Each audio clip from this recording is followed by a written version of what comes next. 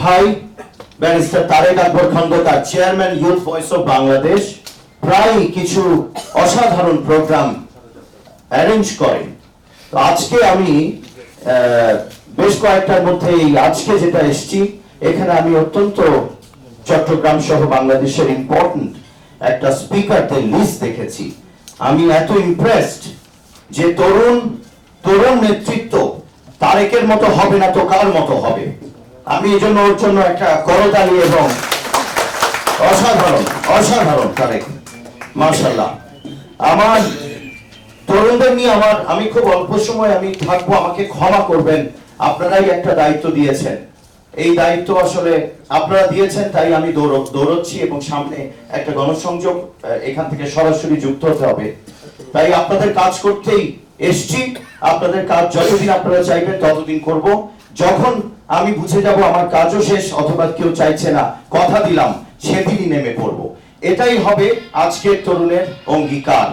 কেননা আমরা আঁকড়ে ধরে রাখার মানুষ নই, আমরা কোনো কিছুকে জোর করে নেবার মানুষ নই, আমরা স্বপ্ন দেখার মানুষ। অর্থাৎ আজকের তরুণ সবাই স্বপ্ন দেখতে পারে, কিন্তু যারা তরুণ, যারা আসলে বয়সে কম, তারা পাগলামোর স্বপ্ন দেখে। এই পাগলামো করবার যে স্বপ্ন, এটা শুধু একটা বয়সের মানুষই দেখতে পারে। এটা বিভিন্ন বায়োলজিক্যাল কারণ হোক, সোশিওলজিক্যাল কারণ হোক, এটা একটা অদ্ভুত কারণ হোক, এই কারণে আমি তরুণদের প্রতি একটা আলাদা দৃষ্টি রাখতে চাই। সমাজকে বলবো, আমাদের সকলকে বলবো, এই ব্যাপারটাকে ছোট না করে বরং এই ব্যাপারটাকেই সবচেয়ে বেশি গুরুত্ব দেবেন। একটা তরুণ যদি পাগলামো না করে ইসরায়েলটা স্থাপন করতে না চাইতো, তার বয়স যখন 24, তাহলে আজকে ইসরায়েলটা ইউনিভার্সিটি হতো না। একজন তরুণী অতি একেবারে ইয়াং, তিনি যদি বাংলাদেশে private school, English medium school তার করাবেন, সেটা আজকে থেকে কত যুগ আগে যদি চিন্তা না করতেন, তাহলে এটার নাম হচ্ছে লিটল জুয়েল স্কুলটা বাংলাদেশ করব। তাহলে এই অর্গানাইজেশন আজকে এই মহিরুহ আকার এবং শত হাজার একেবারে স্কিলড এবং এক্সপার্ট লেভেলের পড়াশোনা জানা শিক্ষিত এনলাইটেন তরুণদের এরকম একটা ইউথ ভয়েস অফ বাংলাদেশ দাঁড়াতো না। যদিও সবার নির্বাচন, কিন্তু তরুণদের জন্য হচ্ছে আমি দুটি কথা বলতে চাই। আমাদের এখানে যাদের অভিজ্ঞতা আছে আমাদের প্রতিপক্ষকে নিয়ে, তারা তরুণদের সাথে কথা বলবেন, কোনো ধরনের দ্বিধা করবেন না। নিজের সন্তান হোক, নাতি হোক, বন্ধু হোক, তাদেরকে জানাবেন অতীত ইতিহাস থেকে শিখতে হয়। ভুল হয়ে গেলে 13 তারিখ থেকে আফসোস করে লাভ নাই। আমি জানি কম আমাদের দেশের মানুষ এই জায়গাটায় ভুল করবে না। একটা ভুল, ছোট্ট ভুল অনেক বড় ভুলে পরিণত হতে পারে।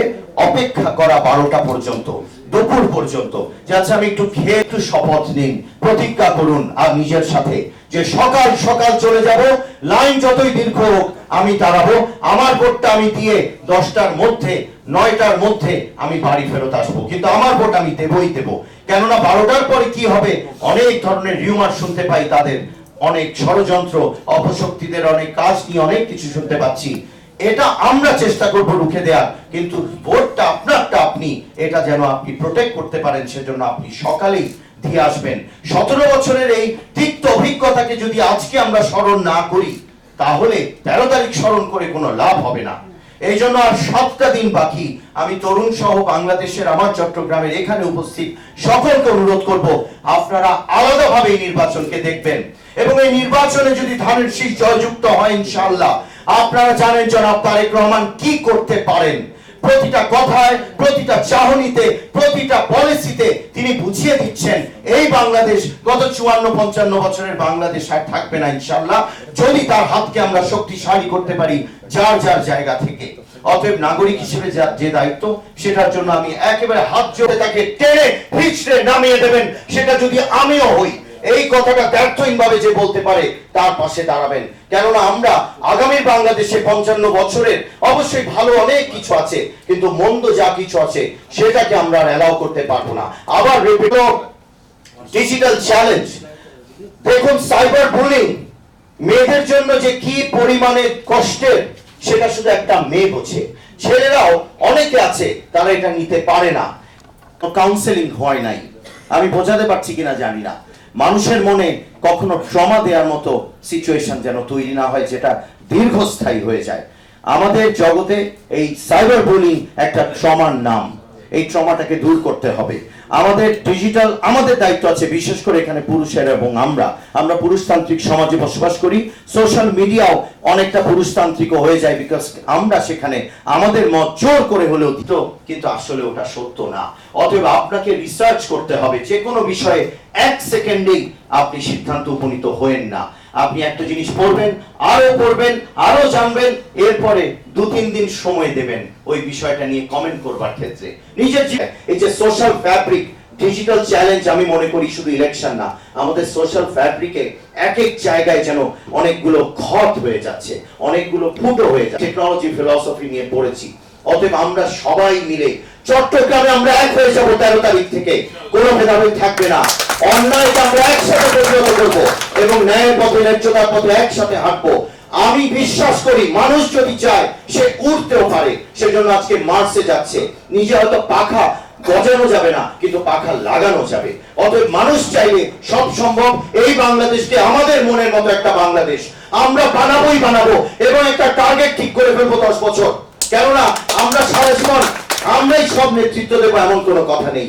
আমাদেরকে রিটায়ার করতে হবে, কিন্তু তৈরি করে দিয়ে যেতে হবে একটা প্রজন্মকে যারা আবার হাল ধরবে, আলাপ হবে আমাদেরকে নিয়ে। আজকে বেশি কথা আর বলছি না, অলরেডি যদিও বলেছি। আপনারা সবাই ভালো থাকবেন। আমি এখানে সংবাদ মাধ্যম, আমার ভাইরা আছে, সংবাদ মাধ্যম কর্মীরা, এখানে আমি লয়ার্স দেখতে পাচ্ছি, বিজনেসম্যান দেখতে পাচ্ছি। আমি দৌড়ানোর মতো করেই কথাগুলো বলে ফেলেছি। আসলেই ক্ষমা করবেন, আমাকে যেতে হবে। আসসালামু আলাইকুম ওয়া রাহমাতুল্লাহ।